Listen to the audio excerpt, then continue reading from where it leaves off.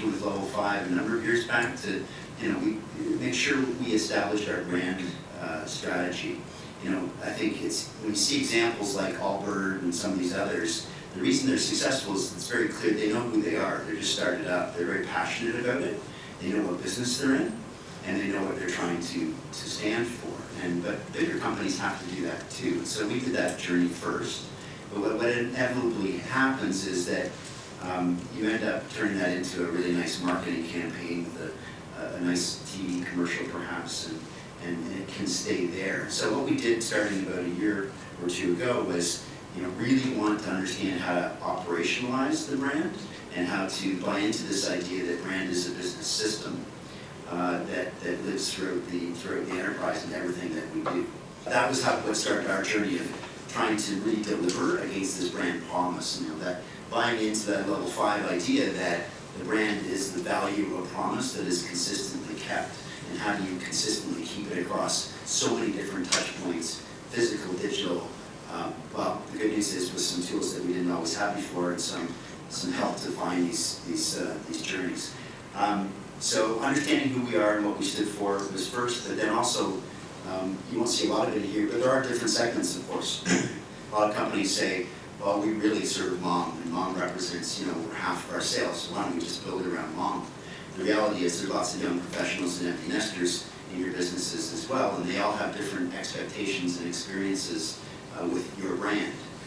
Did need exercise at one point where, you sort of act a role with the fast food chain, vastly different experiences and expectations maybe from a young professional running through the path, orders their coffee on their app, and it better be there when I pick it up because I can be at my desk in 5 minutes versus never did.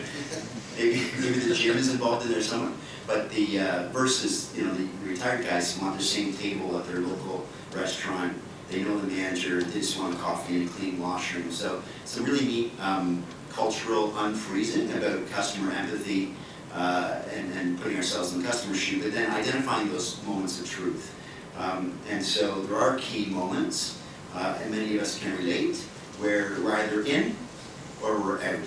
And so identifying those moments of truth is really important. And a lot of it is not necessarily scientific. It starts with what you feel in your gut intuitively, but then validating with groups of customers if that makes sense to them, and then being agile and iterating and constantly evolving. And I think this idea that actually we know businesses are very good at the leading indicators and having monthly business reviews and going through your P&L and attacking certain numbers, but sometimes the customer doesn't always get put in the middle of that conversation. So lagging indicators bring the emotion to the conversation.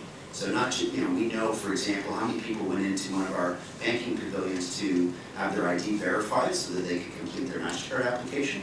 We don't know how they felt about it. We don't know how far they had to drive that day to get there. We don't know if the guy was standing there ready to help them when they arrived. Was it well lit? Did you feel good about the experience? All of those things, which you can now start to measure and track, just like any other KPI or any other P&L line item, if you have the right tools in place and if you know what journeys to track.